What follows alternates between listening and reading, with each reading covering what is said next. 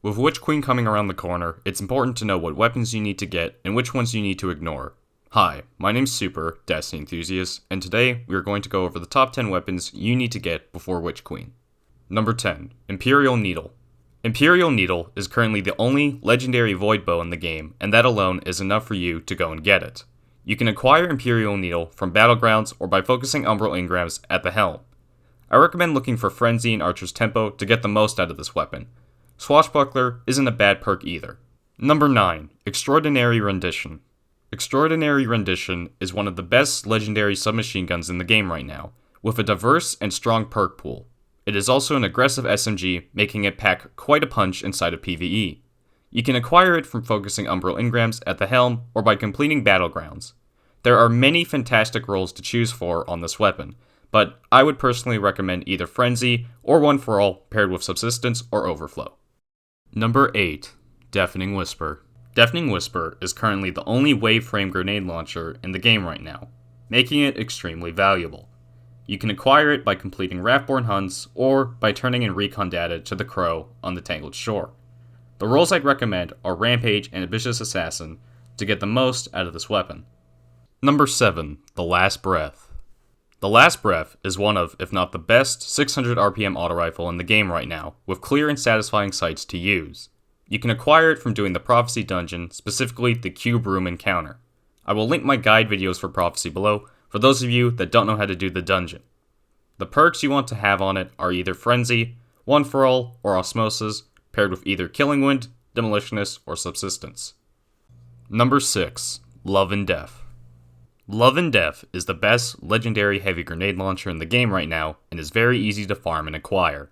You can pick up the quest on the moon at the Lectern of Enchantment by Eris.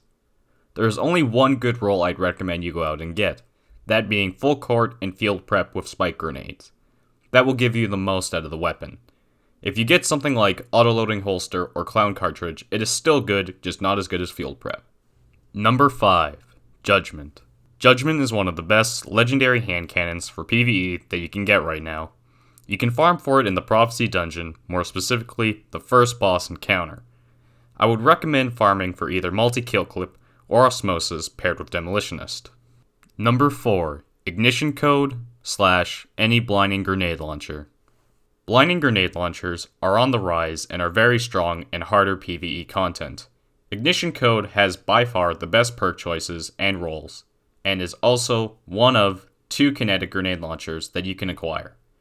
You can get Ignition Code by focusing Umbral Engrams at the helm, or by completing override missions.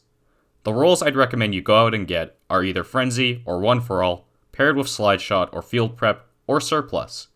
Pair this with Spike Grenades and Blinding Grenades, and you'll be all set for your Blinding Grenade Launcher. Number 3. Falling Guillotine. It's no secret how strong Falling Guillotine has been since its initial release all the way back in Season of Arrivals. It's strong and it gets the job done.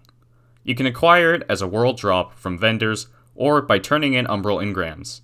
The roles I'd recommend you chase are Whirlwind Blade with either Tireless Blade or Relentless Strikes, paired with Sword Master's Guard or Burst Guard along with Jagged Edge. Number 2. Isoluna.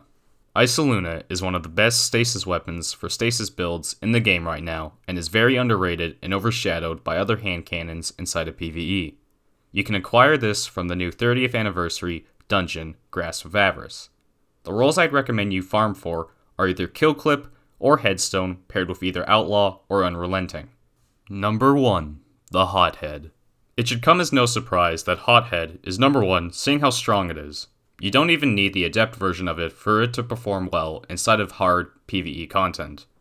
You can acquire it from GMs or the regular Nightfall. The roles I'd recommend you go out and get are either Explosive Light or Vorpal Weapon paired with Field Prep and Impact Casing. You can farm for it right now, and I'd recommend everyone do so. With that said, that will wrap up and conclude this video.